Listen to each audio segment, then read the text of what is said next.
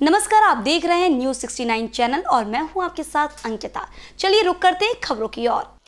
जहां बहुत बड़ी संख्या में कांग्रेस नेता कार्यकर्ता मौजूद थे, प्रभारी ने संगठन से जुड़े विभिन्न मुद्दों पर चर्चा की। जैसा कि हम जानते हैं, भोपाल में 2 विधानसभा क्षेत्रों से मुस्लिम विधायक कांग्रेस के टिकट पर जीतकर आते हैं और पिछले 65 वर्षों से लगातार एक न एक मुस्लिम विधायक भोपाल में रहा है, जिसमें 1957 से 2022 से आज तक शाकिर अली खान, हमीद कुरैशी, रसूल अहमद सिद्दीकी, हसनत सिद्दीकी, आरिफ अकील और आरिफ मसूद है।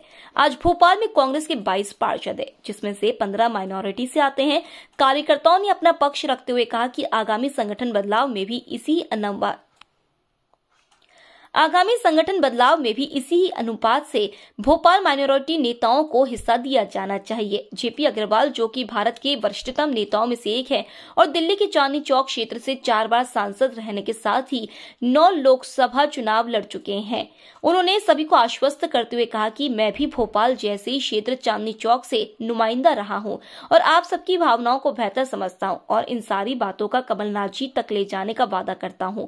इस मौके पर दीपचंद यादव, सैयद साजिद अली, राजीव गांधी कॉलेज, मुस्तकीम बैग, मुन्नू, रशीद चांद, रेहान गोल्डन, अरवेज खान, मोहम्मद जहीर, दानिश बैग, शाहिद अहमद, यादवेंद्र यादव, अनस रहमान, आनंद जैन, अनीस रियाज, अनवर पठान और बड़ी तादाद में कांग्रेस कार्यकर्ता मौजूद रहे। न्यूज़ 69 के लिए भोपाल से आदिल खान की रिपोर्ट।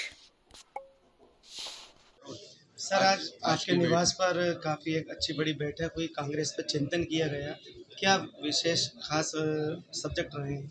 आज का मौका था हमारे मध्य प्रदेश के प्रभारी जनाब जेपी अग्रवाल साहब भोपाल में थे, तो हमने ये मौका उनसे मांगा कि आप हम सबके बीच में जो उत्तर भोपाल के जितने भी ग्राउंड वर्कर हैं और उत्तर भोपाल के अलावा भी यहाँ पे मध्य के और नरेला के सभी जगह के हमारे साथी दक्षिण पश्चिम से भोपाल मखसूस जो विधानसभाएं हैं जहाँ पर कांग्रेस मजबूत है या जहाँ पर जीतती है या जीत सकती है, उन सारे इलाकों के लोग यहाँ पर हमारे साथी कांग्रेस के वर्कर्स मौजूद थे और हम लोगों ने सब ने अपनी जो बात उनसे अपने अपने क्षेत्र के बारे में, संगठन में किस तरह काम हमने अभी तक किया और आगे किस तरह किया जा सकता है, हम लोग किस लाइन पे आगे चल के काम करना चाहते हैं, ये हम ने हमारे यंग जो हमारे यूथ कांग्रेस के साथी हैं, उन्होंने, हमारे वरिष्ठ नेताओं ने, सभी ने अपने अपने व्यूज़ उनके साथ शेयर किए, अपनी बात उनके सामने रखी और हमने आज उनको यहाँ जो बुलाया था वो मध्य प्रदेश के प्रभारी के तौर पे नहीं। अगर आप जानते हो कि जेपी अग्रवाल साहब जो हैं वो दिल्ली से 4 बार के सांसद रहे हैं और चांदनी चौक जैसे क्षेत्र से सांसद रहे हैं, जो कि बहुत हद तक पुराने भोपाल जैसा ही एक क्षेत्र है जहाँ पर गंगा जमनी तहसीब है। तो हम इस बात को समझते थे कि वो हमारी बात को जानेंगे, यहाँ की सियासत कैसी है इस शहर की, उसको वो बेहतर समझेंगे। तो हमारे परिवार का एक बड़ा जैसे हमारे बीच में आता है, ऐसे हमने उनको बुलाया था और छोटे होने के नाते अपनी सारी बातें, कुछ शिकायतें जो भी थीं वो उन तक रखी, ताकि वो हमारे जो वरिष्ठ मध्य प्रदेश के हमारे नेता हैं उन तक हम सब की बात को पहुंचा सकें। और एक बड़े की तरह ही हमने उनको यहाँ बुलाया था, एक पॉलिटिकल फंक्शन ना करते हुए इसको हमने एक पर्सनल एक गेट टुगेदर के रूप में हमने इस कार्यक्रम को रखा है। सबसे मिलना जुलना उनका भी हुआ और ये सारे हमारे वर्कर्स उनसे मिलना चाहते थे, बहुत बड़ी हिंदुस्तान की शख्सियत है, तो ये एक कार्यक्रम था हमारा। सर, कैसा अनुभव रहा है भारत जोड़ो यात्रा में? आप स्वयं राहुल गांधी जी के साथ चले हैं। भारत जोड़ो यात्रा में मैं राहुल गांधी जी के साथ भी चला और इस यात्रा में मुझे आदरणीय दिग्विजय सिंह जी ने मुझे मध्य प्रदेश का जो यात्रा का कंट्रोल रूम था उसका मुझे अध्यक्ष भी बनाया था, तो उसके नाते भी मैं पहले दिन से ही इस यात्रा से जुड़ा रहा। केरला मुझे बुलाया गया था, मैं केरला इस यात्रा को अटेंड करके आया, ये देखने के लिए कि जब हम मध्य प्रदेश में पहुँचेंगे तो दिग्विजय सिंह जी ने हमें मौका दिया कि हम केरला में उस यात्रा में शामिल हों और वहाँ उस यात्रा को देखें और समझें कि यात्रा में किस तरह से चीज़ें हो रही हैं, ताकि जब यात्रा मध्य प्रदेश पहुँचे तो हम वो सारी। सर, कांग्रेस ने मिशन 2023 की शुरुआत कर दी है, आज राजधानी में काफ़ी भीड़ भी आपने रविंद्र भवन में देखी, सर कैसा आप देखते हैं आने वाले समय? बंद कर दो। हम किसी भी सरकार से क्या तवक्को करते हैं उस पर सारा दारोमदार होता है। पिछले 18 साल में हमारी सरकार कोई साल सवा साल रही, लेकिन उस 15 महीने में जो कमलनाथ जी जिसमें मुख्यमंत्री रहे, उन्होंने बहुत सारे ऐसे फैसले लिए जिसकी लोग उनसे तवक्को करते थे।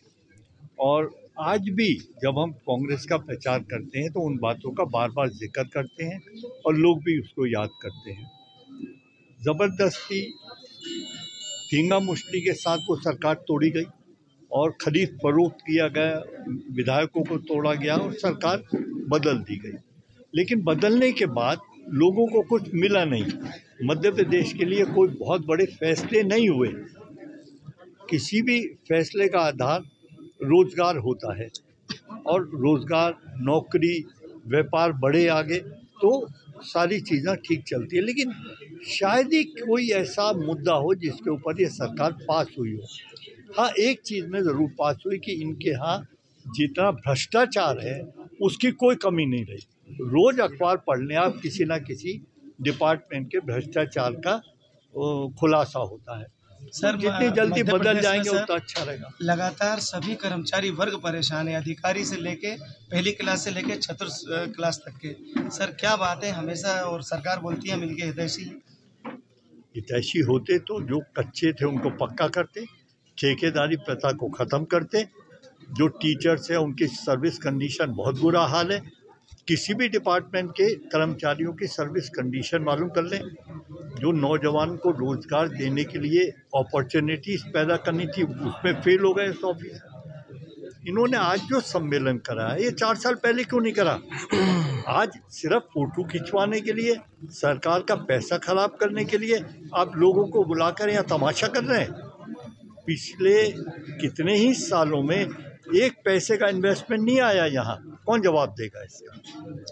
सर, युवा चेहरा यासिर हसनात भी काफ़ी लोगों के दिलों पर राज कर रहे हैं और उत्तर भोपाल का क्षेत्र जो हमारा ये है, काफ़ी भारत जोड़ो यात्रा में भी काफ़ी अच्छी भूमिका निभाई है। क्या कहते हैं इनके बारे में? ये कांग्रेस के एक हमारे सिपाही है, एक कार्यकर्ता है और कांग्रेस का ध्यान रखते हैं, कांग्रेस इनका ध्यान रखती है। इसी तरह की और खबरें देखने के लिए बने रहे हमारे साथ, देखते रहिए News 69 चैनल।